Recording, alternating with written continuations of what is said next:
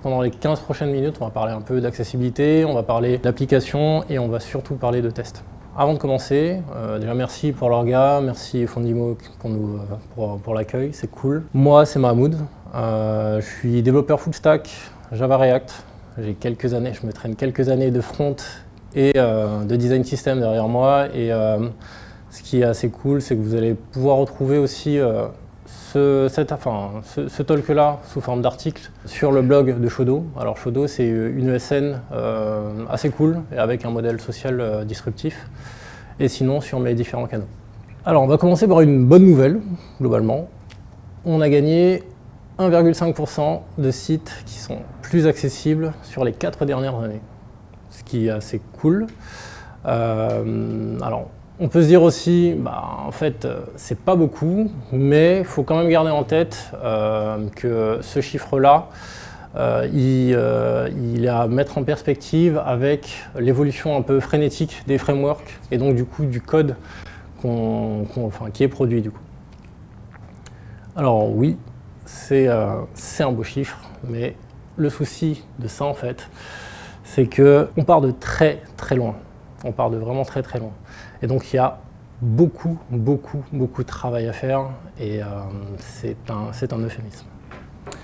On a quand même quelques bons élèves, qui sont les sites gouvernementaux, les ONG, les réseaux sociaux.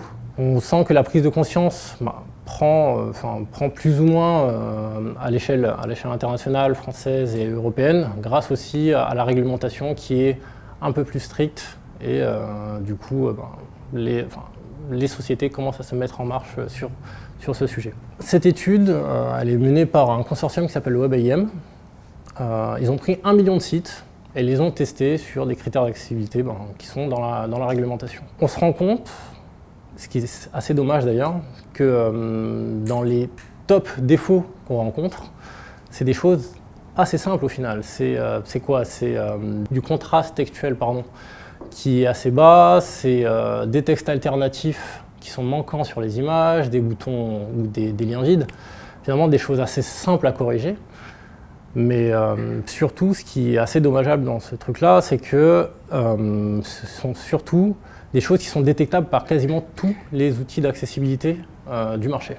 Et donc on se dit, pourquoi en fait? Pourquoi on a encore ces chiffres qui sont assez astronomiques? Ma réflexion là-dessus, c'est pour moi un peu comme les tests, on dissocie le code de l'accessibilité, comme on dissociait, encore il y a quelques années ou encore maintenant, le code des tests. Donc du coup, l'idée, c'est grâce au TDD, grâce au Test Driven Development, c'est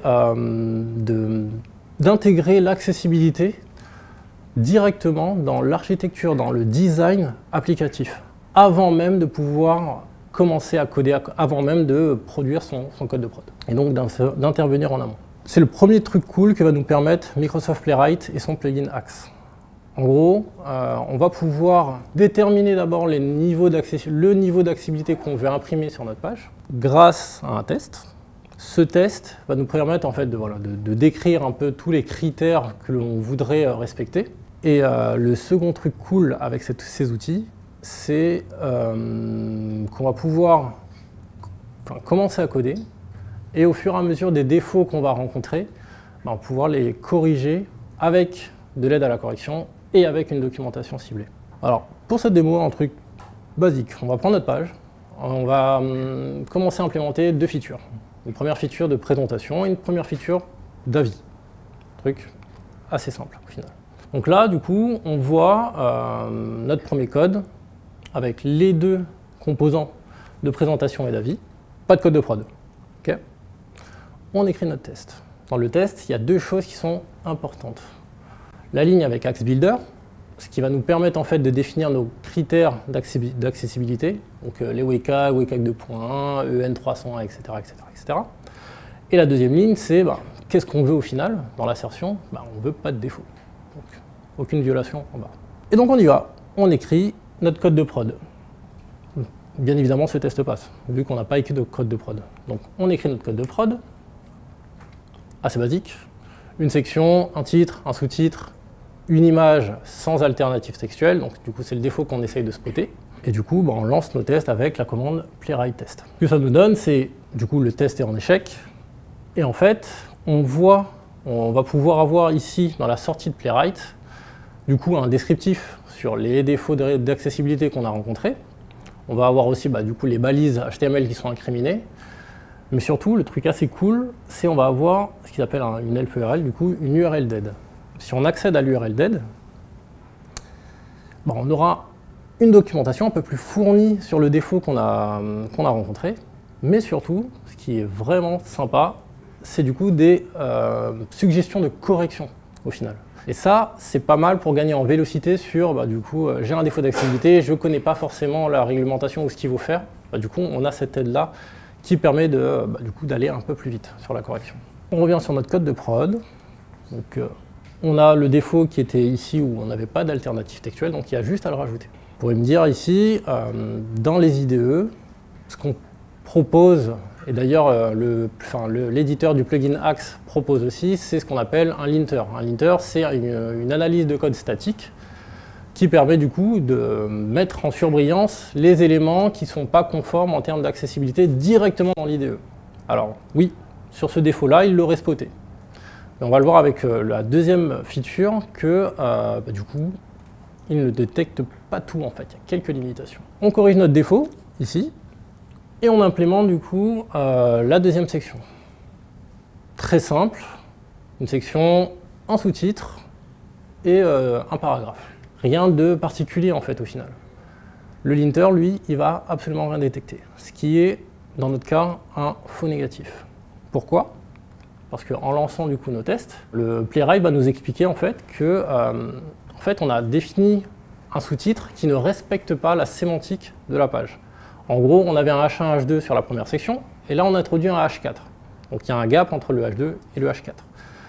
Ça, c'est assez problématique par exemple pour les lecteurs d'écran. Ce qu'il faut vraiment retenir sur l'approche, ce qui est assez cool, c'est que en fait, pendant toute la démo, le test à droite n'a pas bougé en fait. On a défini, en fait il est minimaliste, on a juste défini nos règles d'accessibilité, le fait qu'on ne veut pas de défaut d'accessibilité, et en fait c'est tout. Et derrière, on peut tranquillement coder et se faire rattraper un peu par la patrouille en disant en fait tu as un défaut là, etc. Et du coup, coder assez rapidement en fait, au final avec l'aide à la correction. Ce qui est assez cool également, c'est que du coup, mon design, il est fait grâce au test. Parce que du coup, le fait d'avoir ajouté l'alternative textuelle, le fait de réordonner correctement nos titres et nos sous-titres, tout ça, c'est ramené du coup avec l'aide à la correction et la documentation qui est ciblée. Cette documentation-là, elle est cool parce que ça fait de l'auto-formation et de la montée en compétences sur du coup l'accessibilité et les principaux défauts d'accessibilité. Et le dernier point qui est assez sympa, c'est que cet outillage-là, on peut également l'intégrer sur des chaînes d'intégration et des chaînes de déploiement continu. Et ça permet d'avoir une double vérification si, par hasard, on oublie de faire ces vérifications sur notre code qu'on a produit. C'est quoi les trade-offs? C'est-à-dire qu'en gros, là, tu es en train de présenter un outil et c'est cool, en fait. Mais du coup, c'est quoi les trade-offs en fait? Qu'est-ce que l'outil, par exemple, permet de proposer actuellement? Ou qu'est-ce que l'outil propose qui va avoir merdé sur ton workflow ou qui va avoir te faire chier dans ton code au quotidien ou genre dire en fait j'ai pas envie de coder là-dessus parce que ça prend trop de temps? Ouais, je comprends. Pour moi, il n'y en a pas. C'est ça qui est cool. Ce qu'on a écrit comme test, il y a 2 lignes au final. Ce qui est chiant quand on fait du TDD, c'est de se dire en fait on doit écrire les tests, on doit réécrire le code de prod, on doit écrire le test, donc là-dessus on gagne en vélocité. On se concentre uniquement sur le code de production. Derrière, pour moi il n'y en a pas. Pourquoi? Parce que si c'est quelque chose qui est important, que tu veux imprimer dans ton design de code, du coup tu ne perds pas en vélocité, tu gagnes aussi en temps de documentation parce qu'il y a aussi un souci avec l'accessibilité, c'est que c'est hyper vaste. Et quand on me dit, ok, ouais, mais ta page, il faut la rendre accessible. D'accord, mais je commence par quoi au final? Là, ce qui est dit, c'est je me concentre sur les défauts que tu as introduits, je t'explique pourquoi c'est un défaut et je te dis comment le corriger. Donc pour moi, là, on gagne vachement en vélocité, on gagne vachement aussi en contrôle par rapport à ce qu'on fait, par rapport à ce qu'on va livrer en prod aussi. D'où aussi l'idée de pouvoir intégrer ce truc-là à une chaîne d'intégration continue ou de déploiement. Parce que du coup, tu te dis, bah, en fait, si mon appli n'est pas accessible, bah, je la déploie pas. Donc au final, je trouve ça cool. Et ce test-là, nous, en tout cas sur notre projet, on ne l'écrit plus parce qu'on l'a mis, bah, comme c'est 2 lignes, et au final, ça n'a pas d'adhérence avec le code que tu produis, bah, tu peux le dire, bah, en fait, à chaque fois que je définis un test, bah, tu me lances les critères d'accessibilité. Donc au final, tu ne les écris plus. C'est ça qui est cool. Oui. Le problème, c'est pas tellement de mettre le alt, c'est de savoir quoi mettre dedans. On sait quoi mettre dedans. On sait l'image qu'on a. Bah, après. L'image sort d'une base de données. L'image, je sais même pas en tant que développeur qu'est-ce que sera. Bah après, ça c'est un compromis à trouver avec les designers, etc. Mais moi, quand on voit les défauts qui sont remontés sur l'étude du projet Million, bah, tu vois encore qu'il n'y a pas d'alternative. C'est pas, on en a mis une, elle est nulle. Il n'y en a pas.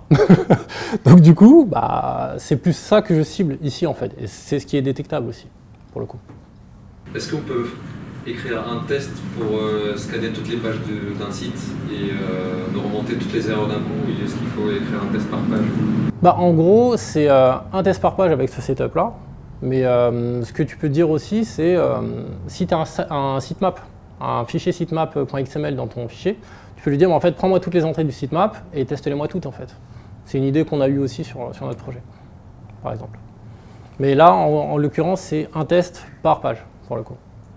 Mais tu as juste à mettre l'URL, en fait, au final. Oui, sur la page. Les tests sont dupliqués. Oui, c'est pour ça que nous, on ne les fait plus. On définit juste, parce que ça rentre sur le projet où on travaille, ça rentre dans un cadre de test automatique, de non-régression aussi visuel.